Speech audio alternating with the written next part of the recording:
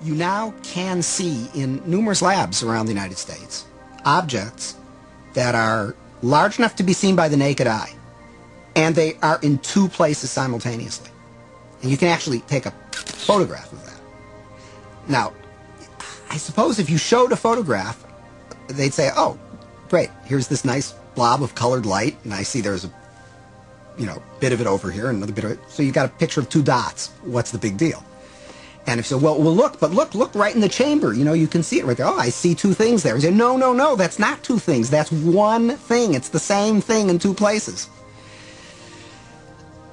I'm not sure that people's jaw would drop about it, because I don't think people really believe it. And I don't mean that people say, oh, you're lying, or, oh, the scientists are confused. I think it is so mysterious that you can't even understand how amazing it is. And then furthermore, you've seen Star Trek and whatnot. Beam me up, Scotty. So it all seems sort of, oh, well, what does that really mean? But you've got to really stop and think about what that means, that it's the same object and it's in two places at once. And people tinker in the lab and they get angry about things and they have lunch and they go home and they lead their lives just as though nothing utterly astounding is happening, because, of course, that's how you have to go about it. And yet there is this completely amazing magic sitting right in front of your eyes. How can a system or an object be in two or more states at the same time? It's very easy.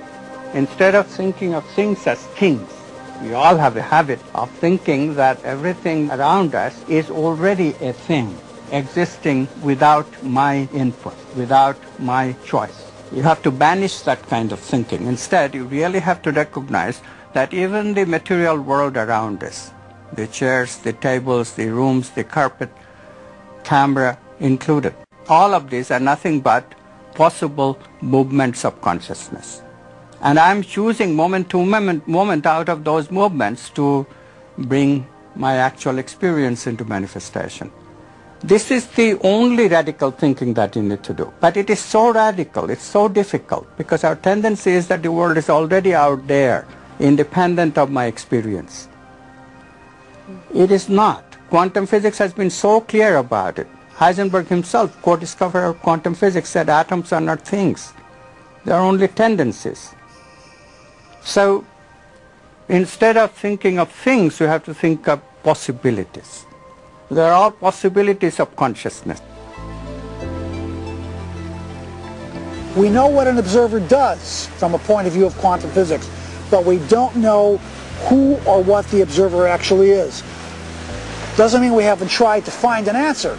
We've looked. We've gone inside of your head. We've gone into every orifice you have to find something called an observer. And there's nobody home. There's nobody in the brain. There's nobody in the cortical regions of the brain. There's nobody in the subcortical regions or the limbic regions of the brain. There's nobody there called an observer.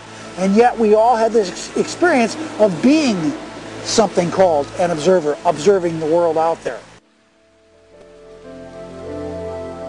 In my modeling, the observer is the spirit inside the four-layered bio-body suit. And so it's like the ghost in the machine. It is the consciousness that's driving the vehicle. And it is observing the surround. The four layers of the bio-body suit have all kinds of sensory systems to pick up signatures from the surround.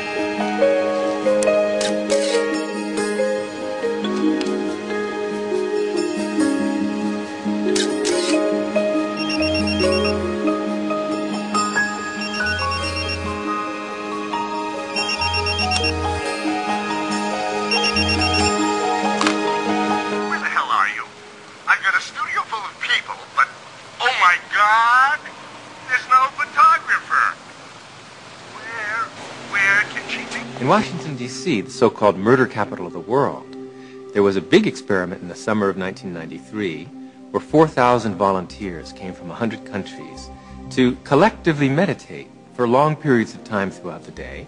It was predicted in advance that with such a sized group, you'd have a 25% drop in violent crime, as defined by the FBI, in Washington that summer. Well, the chief of police went on television saying that, look, it's going to take 2 feet of snow to reduce crime by 25% in Washington, D.C. this summer.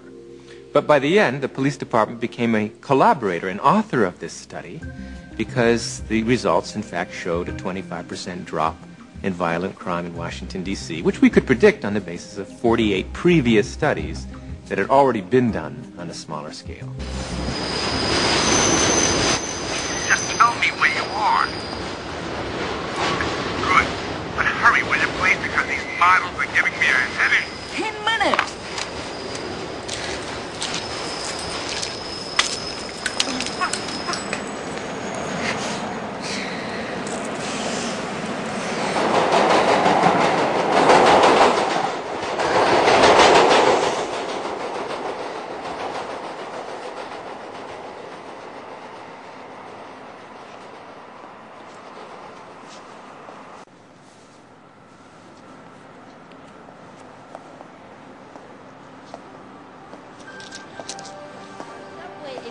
Comes to us from Japan and Mr. Masuro Emoto.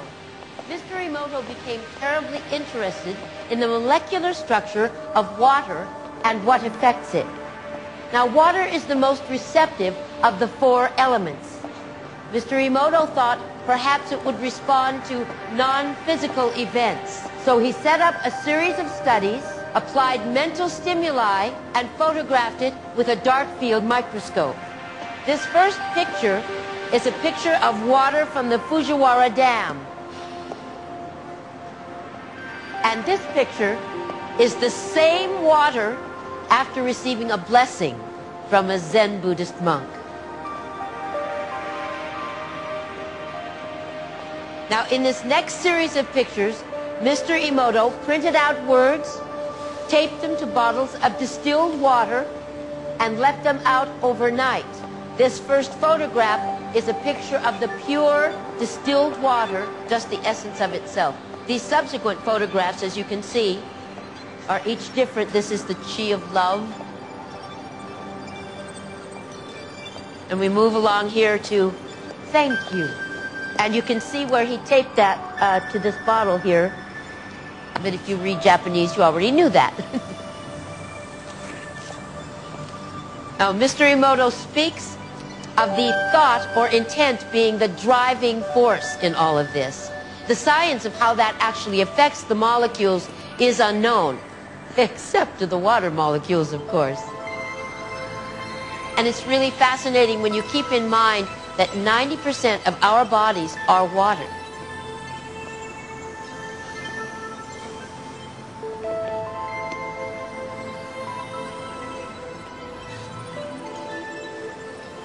Makes you wonder, doesn't it? If thoughts can do that to water, imagine what our thoughts can do to us.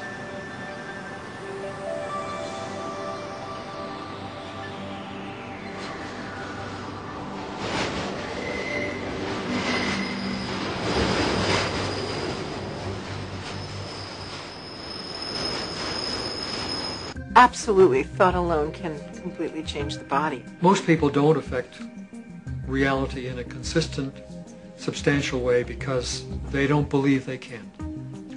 They write an intention and then they erase it because they think that's silly. I mean, I can't do that. And then they write it again and then they erase it.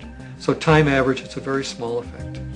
And it really comes down to the fact that they believe they can't do it. It's like positive thinking. It's a wonderful idea, positive thinking.